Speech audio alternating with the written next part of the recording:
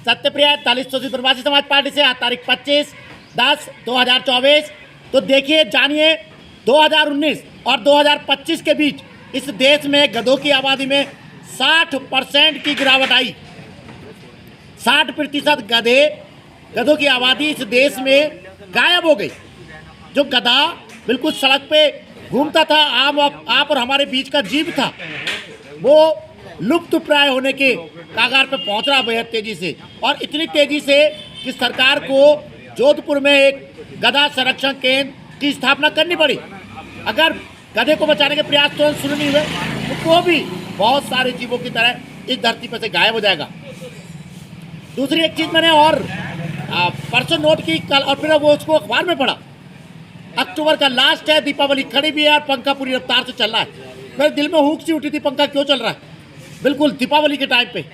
और अगले दिन मैंने फिर पढ़ा एक अखबार में, कह रही रिपोर्ट की एसी चल रहे हैं।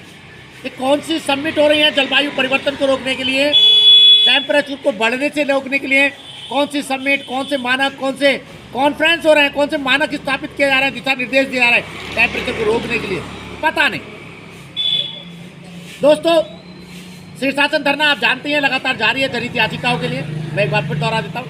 जनहित याचिका स्कूली शिक्षा में जाति सूचक शब्दों में कड़ाई से रोक, अम्बेडकर जी को आधिकारिक राष्ट्रपिता घोषित किया जाए, गौतम अदानी मुकेश अंबानी को भारत रत्न दिया जाए, साथ में रतन टाटा जी को भी इसमें शामिल किया जाए। और यूट्यूब चैनल आप जानते हैं सत्यप्रिया सक्सेना के नाम से, लगता है बढ़ाइएगा, सब्सक्राइब कीजिएगा। बात में पहले गधों की आबादी पे कर रहा था। जीव लगातार इस धरती पे से गायब हो रहे हैं, और जीव गायब हुए होंगे वो मानवीय जीवन की सबसे महत्वपूर्ण कड़ी है। हर जीव, हर पौधा, कीड़ा मकोड़ा, हर ईश्वर ने सृष्टि में जो भी बनाया है उसकी कोई उपयोगिता है, वो गायब होगा तो अंततः एक दिन इंसान भी गायब हो जाएगा। गधे के गायब होने की 2 वजह बताएं। एक, पहले उसकी उपयोगिता कम हो जाना, उपयोगिता कम हो गई है, लोग पाल नहीं रहे गधे को।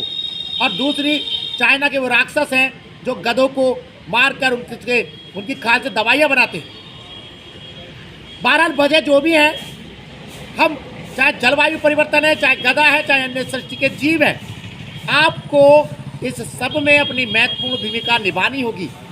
कुछ ना कुछ संवेदना जीवन के प्रति, धरती के प्रति, अन्य जीवों के प्रति दिखानी ही पड़ेगी। रोने से कुछ नहीं होगा। कभी सरकार को रो लो, कभी अंतर्राष्ट्रीय दुनिया को रो लो, लेकिन जब तक आम आदमी इस धरती को बचाने का प्रयास नहीं करेगा, कोई रिजल्ट नहीं लगेगा। उम्मीद है सब लोग मिलकर धरती की चिंता करेंगे, चाहे कीड़े मकोड़े हैं, गौरैया है, चाहे गधे हैं, चाहे बढ़ता हुआ टेम्परेचर है। धन्यवाद, नमस्कार।